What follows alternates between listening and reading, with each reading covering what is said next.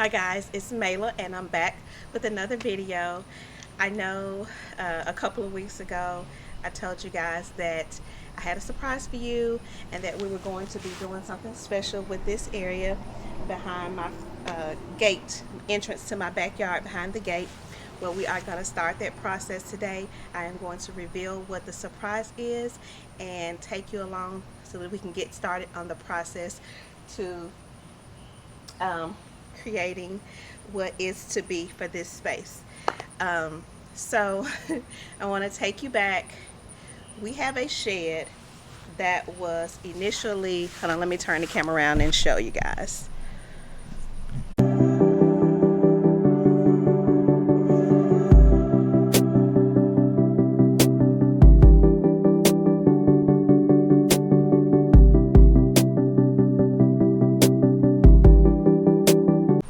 So the shed that we have over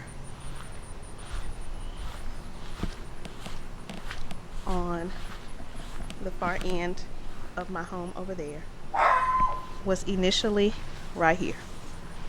It was initially right here in this area. There was nothing else here. We were going to put a pool here, an in-ground pool all along here. And so in preparation for the pool, we had the shed moved to the other side of the yard.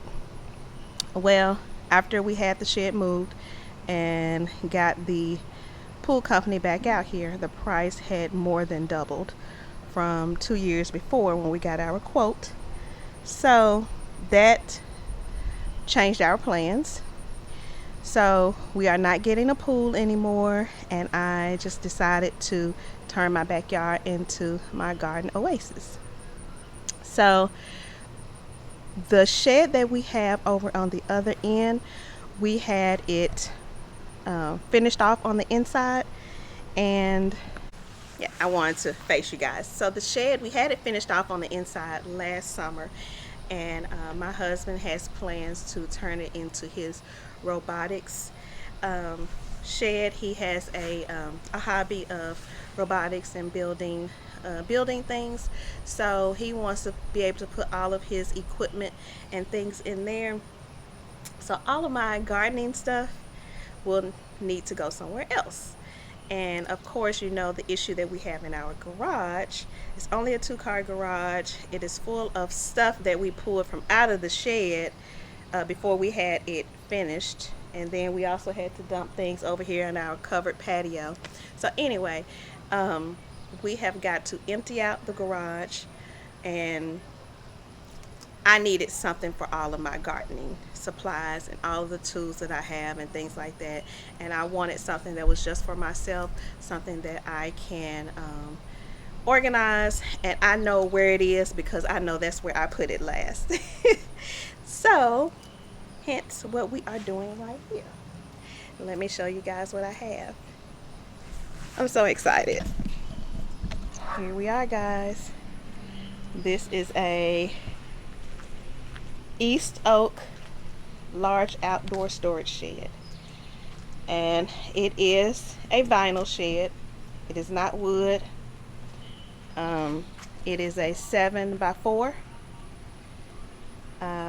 It has a floor attached to it, but today we are going to build a foundation for it. So this is what it looks like. My son is parked right in front of it, but we will unbox this and start with the assembly of it on another video. But today we are going to put together the foundation for it. But I will pop a picture on the screen of what it looks like. So it has been sitting here now for about 2 weeks. It has gotten rained on, but they delivered it nicely, and I purchased this off of Amazon. The brand is called East Oak, and it is a large outdoor storage shed.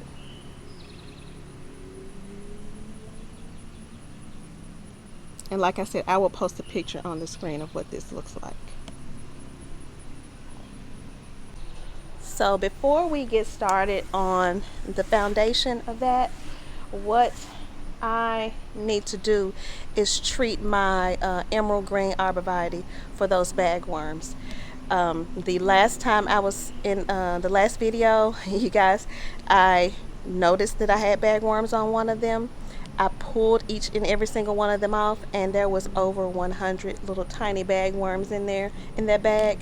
But it started storming on me, so I did not get a chance to show you guys the bagworms that I was able to pull off that tree. But we are going to go inspect it again to make sure I did not miss any, and then I have purchased what we're going to treat it with. This is what I have. I'm going to show you what I have. It's Captain Jack's Deadbug. It says it's Bonide is the brand, and it's Captain Jack's Deadbug Brew.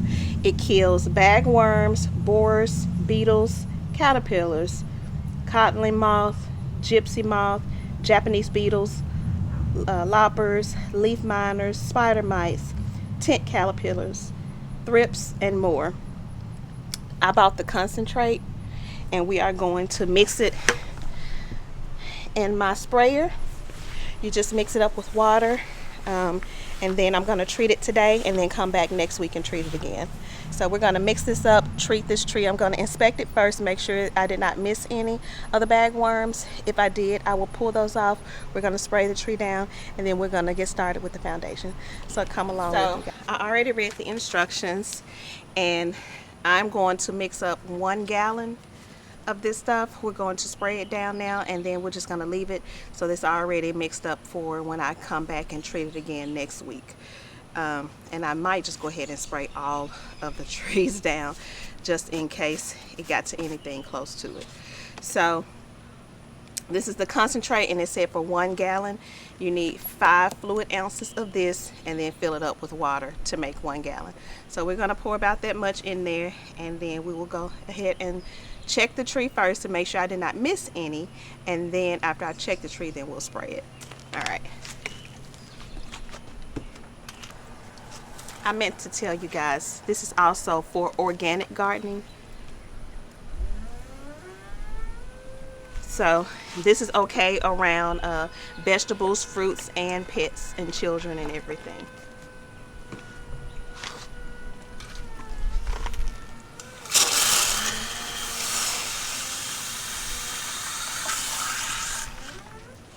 I'm just gonna rinse this out.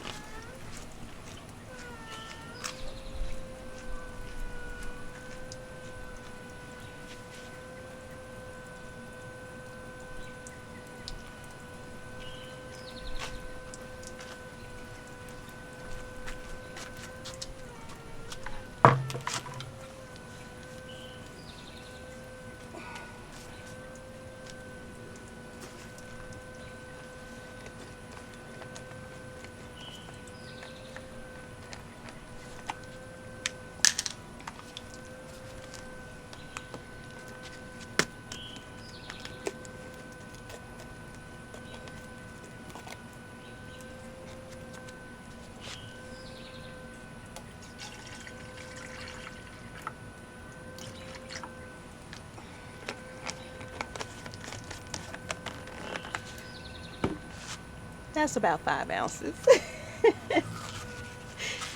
And we're just gonna fill it up with water to 1 gallon. And this is a 1 gallon sprayer.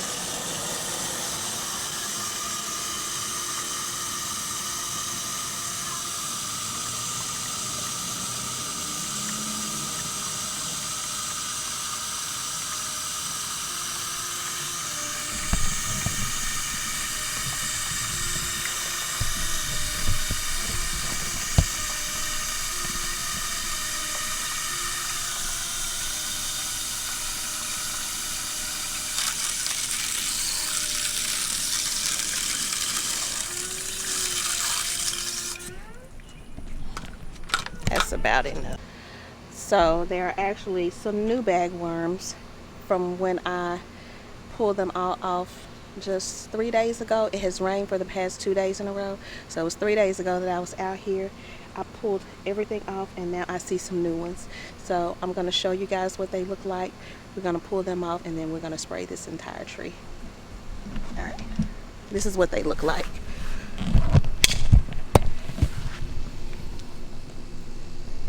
You see them hanging? Right there, right there,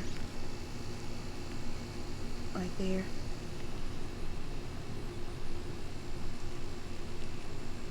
Right there. And they're moving. There's one. It's moving. It's feeding off of my tree. These are new. I pulled all of these off. So let me get these, and then we're gonna get this tree sprayed so they don't come back. And I have a little bucket. You just, the best thing is just to pull them off. You just pull them off.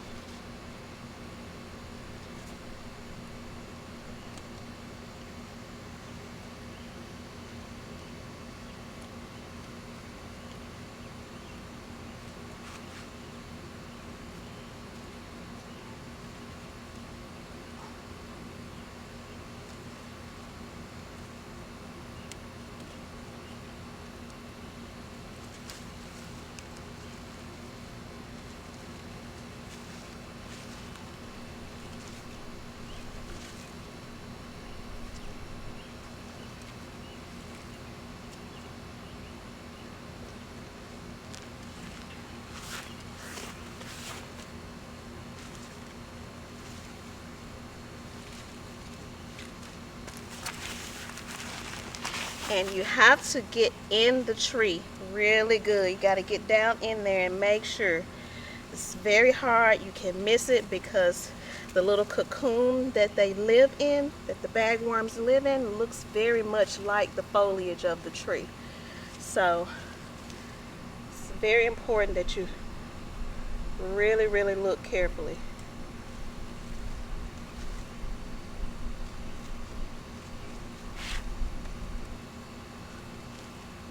So they were mainly all down here where you can see it looks like the tree is dying. They were working their way up, but they had not gotten all the way up the tree yet. I've only found a few that were in here, maybe one or two at the top.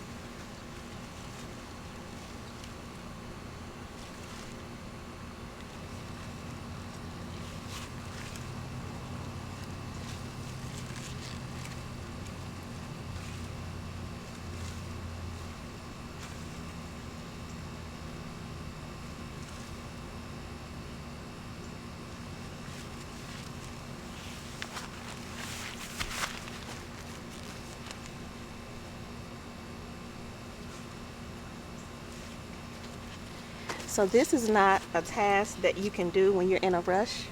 You have to take your time and really look, because the other day when I did it, I was pressed for time because the sun was going down and then it was about to storm.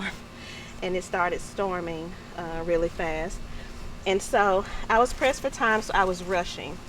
So there were quite a few that I missed. And then also the ones in the front, I believe, were brand new.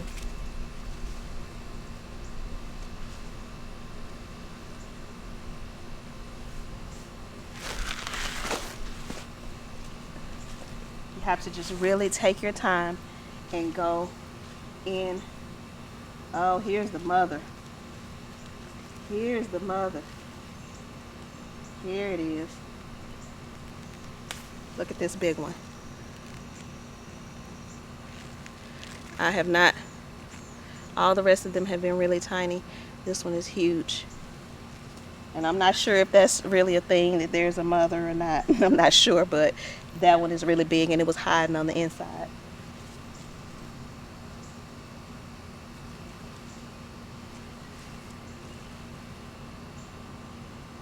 I guess that's something I need to research a little bit more to see if there is a host and if it works that way. So I'm going to read up on that and find out for you guys, so that by the time this video posts, I will put on the screen what I found out. See, all the rest of them were tiny like this.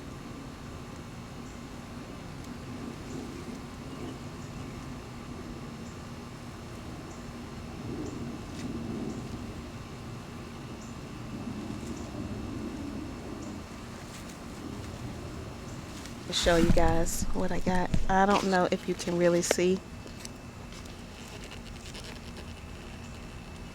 but I got quite a few. I would say maybe 25 to, I got at least 20 to 25 off today, and about 100 off the other day. Let's go ahead and spray this tree. Now I'm gonna give it a good dousing.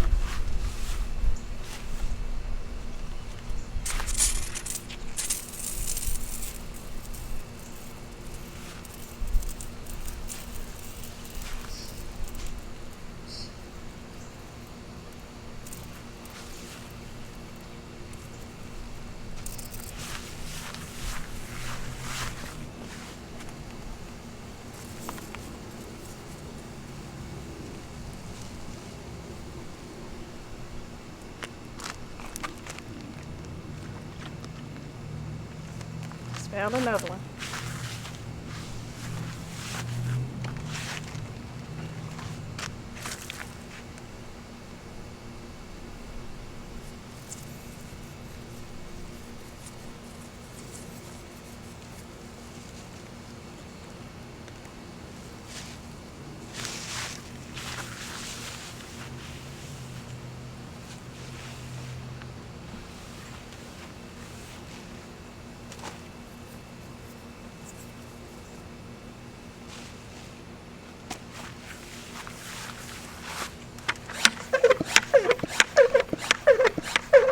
Let's go check the other two. I checked them late winter, early spring. I don't know how I missed that one, so I'm gonna check these and just give them a light spray, just for preventative.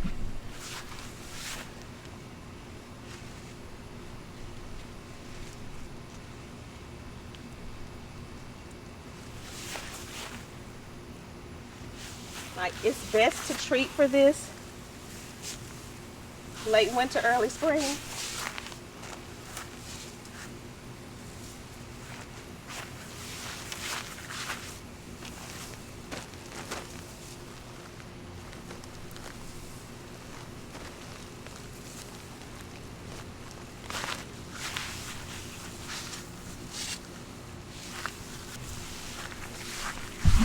And then let's get to the third one and we'll be good.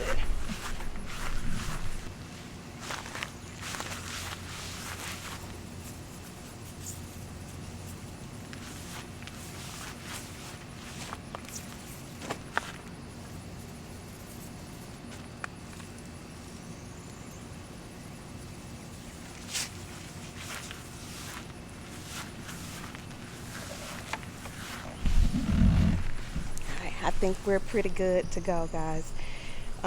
So let me explain a little bit of something. I know some people may say, well, why not just replace the tree? Well, all three of these trees were planted at the same time 3 years ago, or two. This is the third season. So, oh, I just found my pruners. I just found my pruners that I must have dropped in the grass when I got rained on the other day. But so I purchased all these trees at the same time, and they were small, and they have really thickened up and put on a good foot of growth, which is, these evergreen arborvitaes grow kind of slow. So I am really excited about how they are looking. Now, can I dig this out and plant another one the same size? Yes, but it may be a little skinnier than the other two. So we're going to see how it does this summer and let it try to recover, see how it does the summer, the fall, and over winter. And next spring, if it does not seem to have bounced back at all at the bottom where the majority of the bagworms were, where they desiccated this tree, then I might at that time dig it out and replace it. But let me just show you again the damage and compare it to the other two trees. So this is the tree, and you can see the damage at the bottom. I don't know if the lighting is too bad where you can't really see, but all of that down there. they ate and desiccated all of the foliage on like the bottom, I would say 8 inches of the tree. And then you see how beautiful and full and green it is up here. And then compare that to these trees over here, which is full all the way down to the bottom. And thick and wide now. And then the same with that third one down there. So we're gonna give it a chance. I'm sorry about the lighting, y'all. I'm facing the sun. We're gonna give it a chance and see how she does. Like I said, over the summer, we're gonna give it a ton of water and see if she recovers. I'm gonna treat it one more time in another week and make sure I keep a watch out and make sure we don't see any more of those bagworms. But I'm hoping that I got them all. And then I sprayed the ground underneath it and around it. So we'll see. This is the first time I've ever had to deal with this. So it's kind of making me want to preventatively treat them all every spring now. My neighbor does. He has, I don't know if you can see, but over my shade sails, my neighbors, they have 3 or 4 across the top that are mature. They're like 15 feet tall now, and he treats and sprays his every year in the spring, whether he sees anything or not. So that might be what I start to do from here on out. All right, let's get to the foundation. So our plan for this foundation is I'm going to lay down some sand to kind of level it off. Then I am going to lay down some landscape fabric and put the staples through to adhere that to the ground so that none of the grass and weeds will grow up through. And then I bought some 24 by 24 pavers. So I'm going to lay 8 of them down, lay 4 wide and 2 deep. So it'll be like 8 feet wide by 4 feet deep. And that is what we're going to get it as level as we can, and then that is what we're going to put the shed on top of. Today we only have time to do the foundation, and then a couple of days this week after work, my husband is going to help me put the shed together, and then we'll install it, and you guys will see all of that as well. But for this video today, we're just going to do the foundation, and I'm going to show you how we did that. Let me show you the pavers that I got. So I bought these 24 by 24 pavers. They are just the solid ones. They are not the ones that I use for the walkway and that I'm going to use for the patio are these down here. They have like a little variation in the coloring. Kind of gives it a little bit of a one of my subscribers brought that to my attention. I had never really thought of it that way, but she said it looked kind of like marbled. A marble effect, and it really does. Once I looked at it, I didn't think so, but once I looked at it again, I said, you know, it does have like a little variation in the color. So it has like a little marble effect, and then they have like stripes, little indentations going down. But these are just solid 24 by 24 concrete, 2 inches thick. They are solid gray, and these were $8.98, I believe, at Home Depot. And I purchased 8 of them. I'm not sure if that's the exact price, but I will link these in the description below. So I got 8 of them, and they were about roughly $9 each. So this cost me less than $80 for this foundation. Now I know I could have poured a concrete foundation, you know, poured the powder down. I could have built a built a foundation, poured in the concrete, the powder, and then I could have, you know, sprayed it with water and have done like the quick set, like a lot of people do with like little small foundations for their garbage cans and things like that.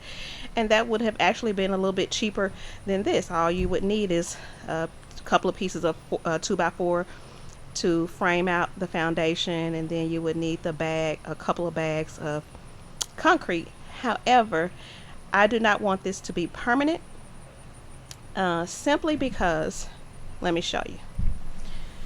So right behind this wall on the other side is my laundry room, which we have a sink in my laundry room. And so this is see that white pipe? That is the clean out pipe from my sink. And then that box on the wall is my internet box.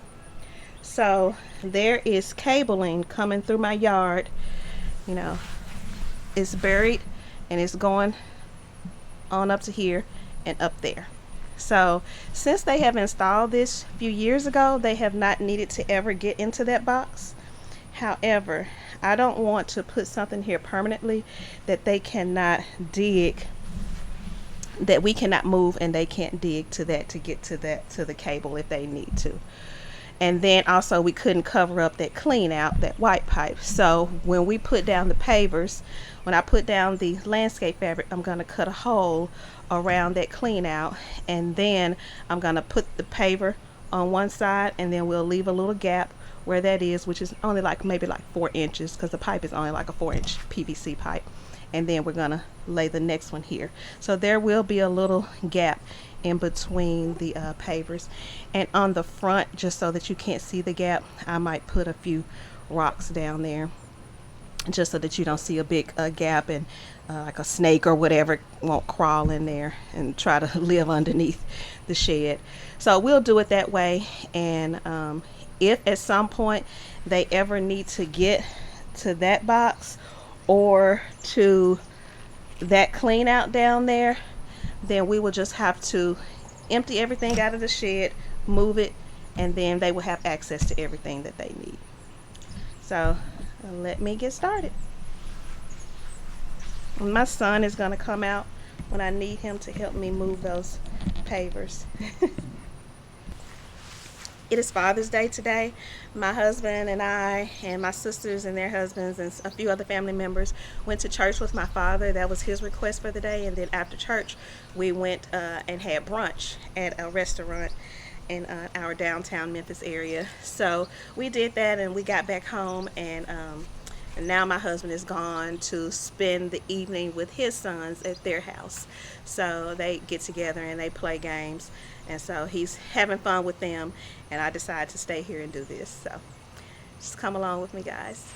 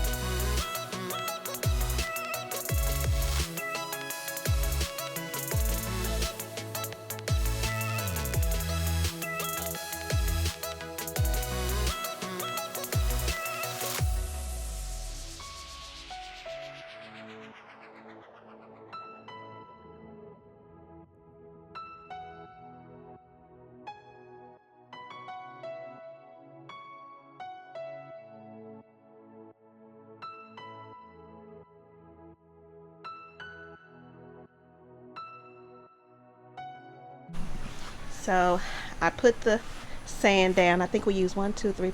I use 5 bags of 50-pound sand, Quikrete sand. I will post those in the description box below as well. I just put those down and just kind of try to level them out as best as I can. Once I get these heavy pavers on, the paver will kind of level itself. I put down this it's 4 feet of the landscape fabric, but it's actually 8 feet wide. That is doubled. It's double layered. That's how it came on the roll, and I just left it double layered so that it gives us double the protection from weeds and grass growing up. So now we are going to put it from that window, the corner of that window, and it's going to go over like 7 feet and 4 inches, and so the end of the shed will be about right here. So it will be a small corner on the side of the shed before, like a triangle corner, that down here I'm just probably gonna put some rocks here and maybe put a pot with a small plant, because it will be it will just peek out the side of the shed. So that's why I extended the landscape fabric over here, because I won't be digging into that area. It's concrete where both of those fence posts are, so a lot of that area you can't get down anyway. So I'm just going to put down some rocks and put a nice little pot there and put a plant that likes shade in that corner, and that'll be it for that corner. So I'm gonna get my son from in the house and have him come out and help me move these pavers because they are very heavy. All right, let's get with that.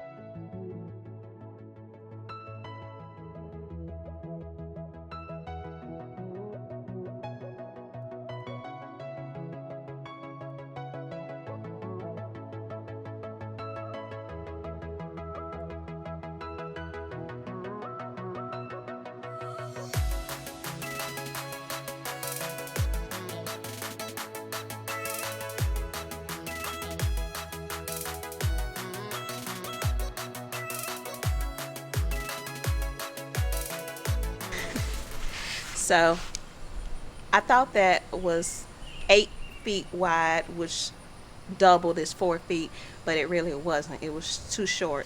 It was only like 38 inches wide. So I had to go get another roll, and I just folded it up and added to it. So now we're going to I'm going to get my son back out here and we're going to get started.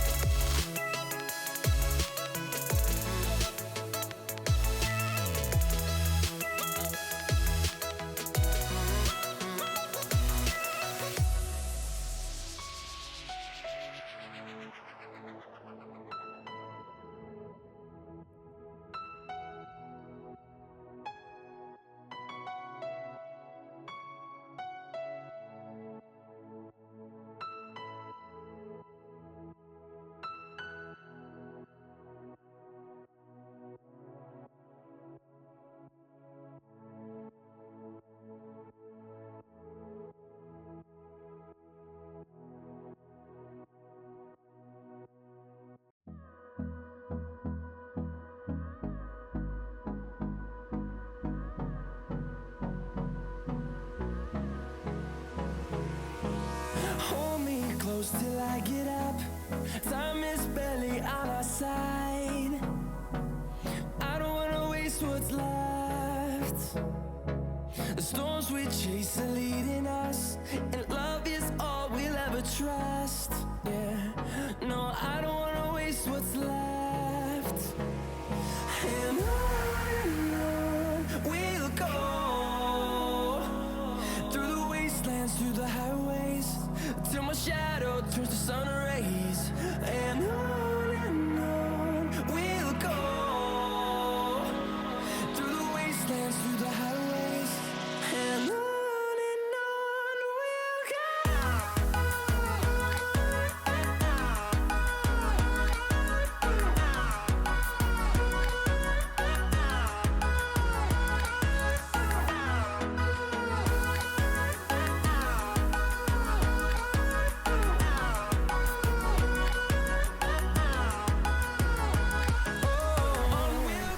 Alright guys, I think I have come to a stopping point tonight.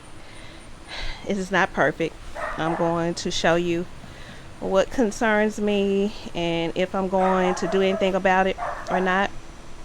The shed that I have has a floor to it. I just needed a hard, sturdy base to put it on that is somewhat level. And I could not put it directly on the grass because of that white pipe that's sticking out. And plus I wanted it elevated a little bit because, you know, when it rains a lot, I didn't want the water to go into the shed and kind of flood out the shed. So I think this 2-inch paver is good enough. However, I could not get it as level as I would like. I probably should have sprayed some grass killer to kill the grass before I did this. That would have helped with a little bit. There are a couple of patches. See, like that back portion was easier to get level because the grass back there was already kind of dead because I had had so many buckets and planters and stuff back there that the grass wasn't growing. But somewhere in the middle, in front of all that stuff, we had some nice thick clumps of grass, and so on those parts it's kind of thick and higher than the other parts. So I should have put more sand on the back. And so now we got some places where, like right here, it's not very level. You can kind of tell there's a little lip there. Now once the grass beneath dies, it may sink a little bit, but this one I got pretty level. This one you can tell there's a lip right there. So, and then the last one I got a little more level.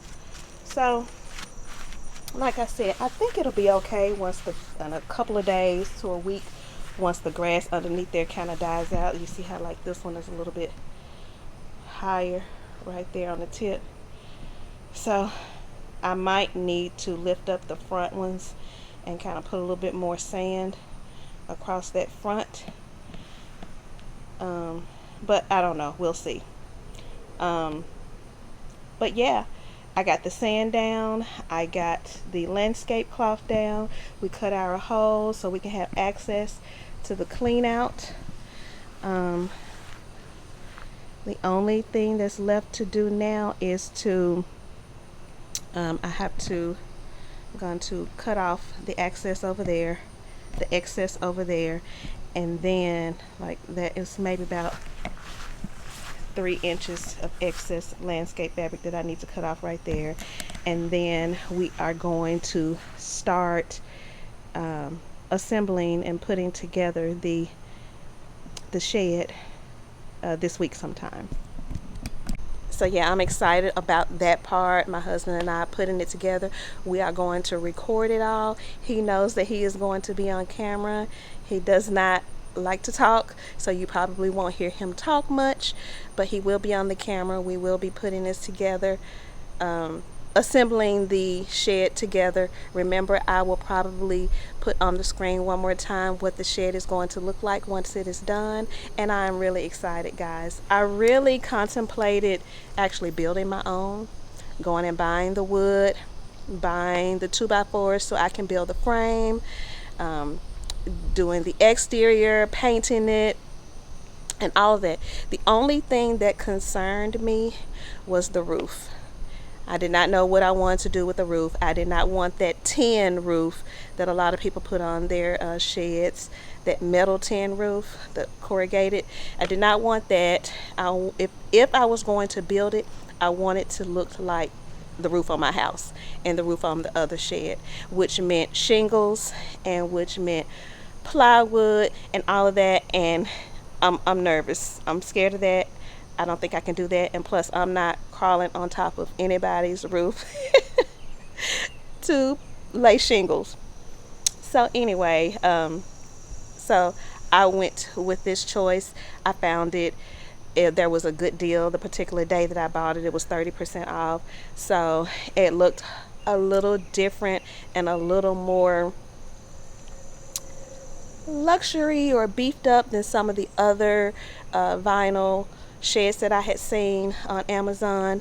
So and believe me, I researched them all.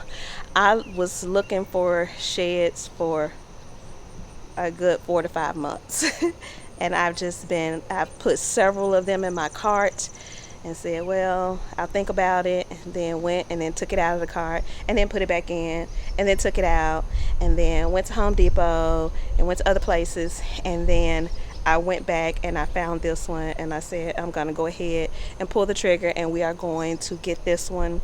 And it was on sale for 30% off. So I was like, I cannot beat this. And I think that's kind of what pushed me to go ahead and get it, because it was on sale at the time and I was afraid that it would go off sale. So I got it. I will link it in the description below. You guys will see us put it together in the next video, and then the video after that, I will show you what I'm going to do to the inside. I have a few things that I have purchased so I can do my organization, and so you guys will watch me do all of that. But I am sweaty as always. I'm hot. I'm dirty. I have sand everywhere, like literally everywhere, like on my face and my neck, my eyes, wherever. So I'm going to go in the house, get cleaned up, and we're going to call it a day. Again, I want to thank you guys for coming along with me to treat my emerald green arborvitae. Because of those bagworms, I am really hoping and praying that they are gone, and that this treatment, that I first found all of them and pulled them off, and that this treatment takes care of the rest. And then, like I said, we're going to come back and treat it one more time in another 7 days. I believe you only need about 2 treatments. It should do it. So we are going to keep a close eye on that one and the other ones.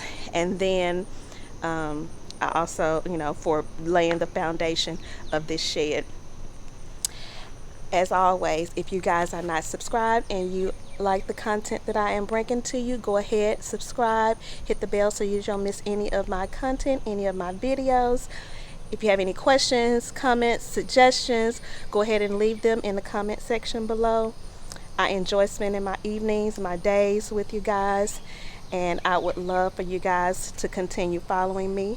With that, I want to thank you guys. And whether it is morning, afternoon, or evening when you're watching this, I hope you guys are having a wonderful day and enjoy the rest of it. Bye, guys.